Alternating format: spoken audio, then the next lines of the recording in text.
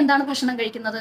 സാധാരണയായിട്ട് നമ്മൾ നമ്മുടെ വീട്ടിലൊക്കെ കഴിക്കുന്നത് പുട്ടോ ദോശയോ അങ്ങനെ എന്തെങ്കിലും ആയിരിക്കും. അപ്പൊ പുട്ട് കഴിക്കുന്നവര് അരിയുടെ പുട്ട് കഴിക്കാതെ ഗോതമ്പിന്റെ പുട്ട് കഴിക്കുക.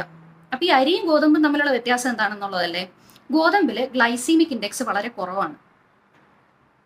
നമ്മൾ എന്തോരം അരിയുടെ ആഹാരം കുറയ്ക്കുന്നു അത്രയും പെട്ടെന്ന് തന്നെ നമ്മുടെ കൊളസ്ട്രോളിന്റെ ലെവൽ കുറയും. പിന്നെ ദോശ കഴിക്കുന്നവർ അല്ലെങ്കിൽ നമ്മൾ രാവിലെ പുട്ട് കഴിക്കുന്നു. ഇപ്പൊ പുട്ടിന്റെ കൂടെ ചിലർ പുട്ടും പഴവുമായിട്ട് കഴിക്കും. ഇങ്ങനെ പുട്ടും പഴവുമായിട്ട് കഴിക്കാതെ പുട്ടിന്റെ കൂടെ നിങ്ങൾ പയറോ അല്ലെങ്കിൽ കടലയോ അല്ലെങ്കിൽ എന്തെങ്കിലും പച്ചക്കറിയുടെ എന്തെങ്കിലും വെജിറ്റബിൾ സ്റ്റൂവോ അങ്ങനെ എന്തെങ്കിലും കഴിക്കാൻ നോക്കുക.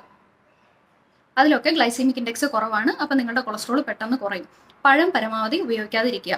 ഫ്രൂട്ട്സ് കഴിക്കണം. ഞാൻ പറയുന്നത് ഇതുപോലെയുള്ള കോമ്പിനേഷൻസ് ഒന്ന് മാറ്റണമെന്നാണ്. പിന്നെ രാവിലെയൊക്കെ നട്ട്സ് ഒക്കെ കഴിക്കാൻ ഇഷ്ടമുള്ളവരാണെങ്കിൽ കഴിക്കാം. നിങ്ങൾക്ക് ആൽമണ്ടോ ബദാമോ കഴിക്കുന്നതായിരിക്കും നല്ലത്. കാഷ്യൂ നട്ട് പരമാവധി കുറയ്ക്കുക. പിന്നെ ഫ്രൂട്ട്സ് കഴിക്കുന്ന ഇഷ്ടമുള്ളവരാണെങ്കിൽ ഫ്രൂട്ട്സ് കഴിക്കുക. ഓറഞ്ച് ഒക്കെ വളരെ നല്ലതാണ്. അപ്പോൾ അതുപോലെയുള്ള ഫ്രൂട്ട്സ് കഴിക്കുക. ഇനി ഫ്രൂട്ട് ജ്യൂസ് കഴിക്കുന്നതിനേലും നല്ലത് ഫ്രൂട്ട്സ് എപ്പോഴും അരിഞ്ഞ് മുറിച്ച് ചവച്ചരച്ച് കഴിക്കുക. അപ്പോൾ അങ്ങനെ കഴിക്കുമ്പോഴത്തേക്കും കുറച്ചും കൂടി നിങ്ങളുടെ എനർജി എക്സ്പെൻഡിച്ചർ കൂടും. കുറച്ചുകൂടി പെട്ടെന്ന് നിങ്ങളുടെ കൊളസ്ട്രോൾ ലെവൽ കുറയാനായിട്ട് അത് സഹായിക്കും. അപ്പോൾ ഫ്രൂട്ട് ജ്യൂസ് പരമാവധി കുറയ്ക്കുക.